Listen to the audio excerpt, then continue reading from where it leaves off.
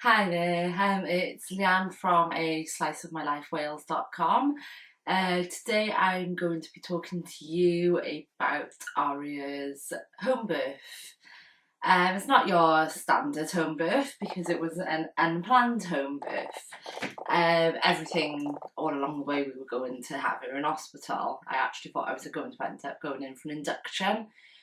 But Aria had other ideas. I had a sweep when I was 4 days overdue, and that night I felt pains in my stomach and stuff. I was bouncing on my gym ball, felt quite sicky, had a few contractions. I ended up going to the hospital at about 4 o'clock in the morning, something along those lines. They examined me, said I was only 1 centimetre dilated, did another sweep, sent me home, said have a warm bath, try and relax. It could take days, it may even just fade away and come to nothing.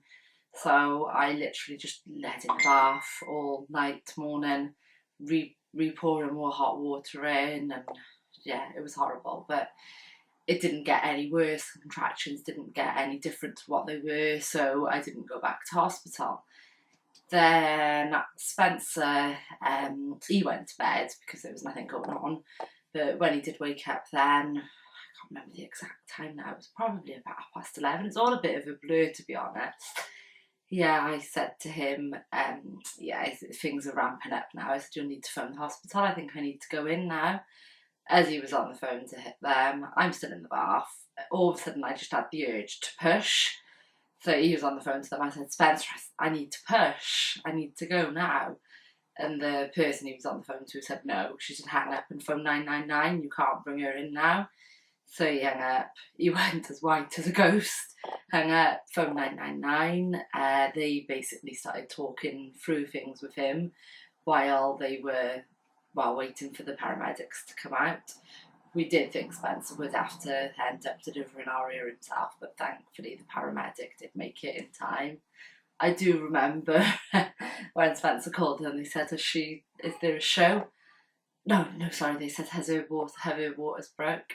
I turned around and I went, I don't know, I'm in the bleeping bath. How do I know if my waters have gone? Yeah, so anyway, going off on one there. Yeah, so they were really good though when we phoned 999. The paramedic arrived pretty much straight away. He gave me some gas and air.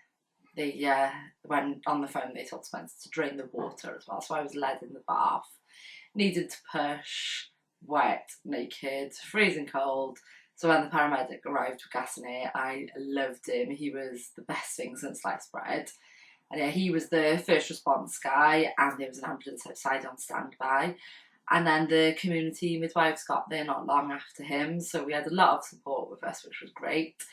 The midwives got me out of the bath, got the cushions off the sofas, made me a makeshift bed on the living room floor, covered it all up for us and everything. That was great.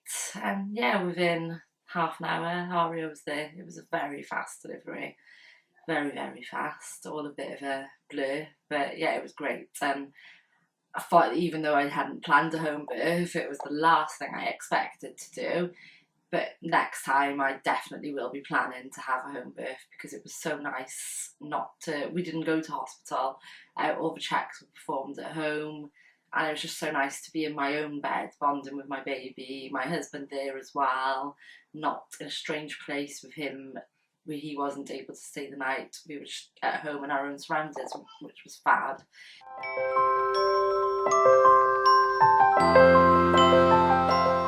It was less than 2 months ago since I had my home birth, and it was just an amazing experience. She's our fourth and final baby, but having this birth was enough to make me want a fifth. I've had three easy, well, as easy as labour ever is, but 3 natural deliveries with no complications, and so it just felt like the right thing this time to have a home birth, and I wish I'd done it with the others now. You get dedicated care, you get 2 midwives, unless it's super quick like mine, and then you only get 1 there on time. But you get to stay in the comfort of your own home, and there's nothing like falling back into your own sofa afterwards. I got to have skin to skin with my baby girl Cora for about 3 hours before I got either of us dressed. Because there was just nowhere else we had to be, there was no one else coming into the room. The midwives left after 2 hours, and I just am on my sofa with my cup of tea, with my fridge full of food, and it was just amazing. I'd really recommend it. As for the logistics of it all, there is no mess. The midwives clear up everything. Birth doesn't have to be messy anyway. You don't really, if you watch One Born Every Minute, you kind of get a bit of a warped idea of how it is. But actually, mine wasn't messy. I had an old duvet cover, old sheets, waterproof sheets down on the floor, and the midwives literally packed everything up, put it in their special bags, and took it away. So when they left, the house was just as clean as before I went into labour. The midwives were absolutely fantastic. They followed my birth plan or my birth preferences really well. They were quite hands-off unless I asked them to be. They didn't offer me things that I didn't want, and they really respected my rights and my body and how I wanted to do things.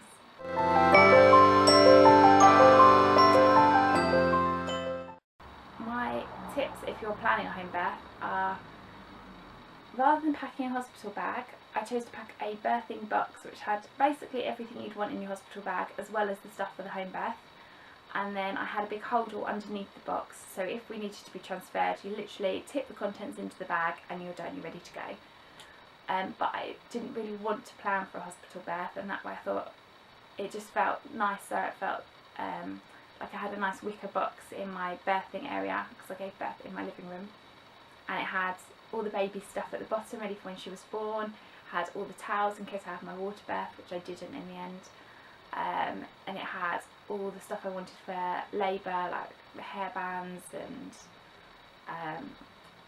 like loose clothing and all that sort of stuff, and I just had it there ready for me. And that was really nice, having it all in one place. The midwife could find everything she needed in there, and had my birth plan and my maternity notes in there as well, so it was just all ready to go. Waterproof sheets, go to Poundland, because they do thin plastic ones, or shower curtains, but make sure they're waterproof, not showerproof. They're great to put down the floor. They protect your carpets. You can put them on the sofa, on the bed, wherever, and yet they're portable obviously, so if you decide when you're in labour actually you feel more comfortable in one room or another room or in a different position, you can just get your partner or your midwife to help you rearrange your area. What else? Make sure you've got biscuits, because, well, who doesn't want biscuits? The midwives like biscuits. I like biscuits. Biscuits are good. Yay for biscuits. And just don't stress about things going wrong. They might do. There's ambulances for that, and you're a priority because there's two of you. You're a mum and a baby. Therefore, if anything goes wrong, the midwives don't let it get out of control. They get you straight into the hospital. My tips, if you were planning a home birth, obviously is a bit tricky for me because I didn't plan it, but my tips would be, because we were going into hospital, I had all of my hospital bags packed and ready to go. And I would say, if you're planning a home birth, do that. Pack some bags just so you've got everything together, because the midwives, like, they bathed and dressed me afterwards. They dressed Aria afterwards. So because all the stuff was just in the bag, it was easy enough. They were able just to go in the bag and get things out of the bag. It wasn't a case of looking around the house, getting random things. So yeah, that would be my main tip, to get everything in a bag or in one place ready so everybody knows where it is. Everybody can dive in and get what they want. Another tip, tie your husband with towels. They obviously needed a lot of towels just to cover things over. I have nice towels in the bathroom, which we tend to use when we have showers. They're out on display. So Spencer knew where they were, but obviously, like, I guess like most other people, I've also got a stash of old just-in-case towels. Spencer didn't know where this stash was. I remember in the throes of labour shouting at him because he'd got the nice new towels out. Yeah, make sure nobody knocks on your door, which obviously you can't really do because labour is unpredictable. But my sister knocked on my door. No, we didn't have time to phone anybody and tell them I was in labour. It all happened so quickly. And yeah, my sister knocked on the door about 5 minutes after I'd given birth. So she was the first person to find out I'd had the baby and the first person to meet her.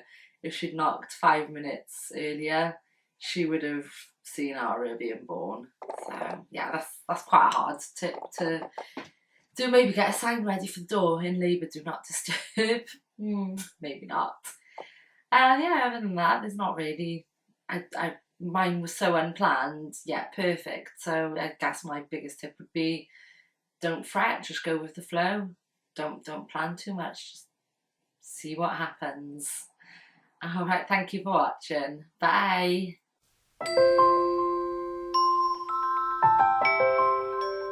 Hi, I'm Abby from You Baby Me Mummy, and I'm coming to you today from the Parent Pod to bring you my potty training tips.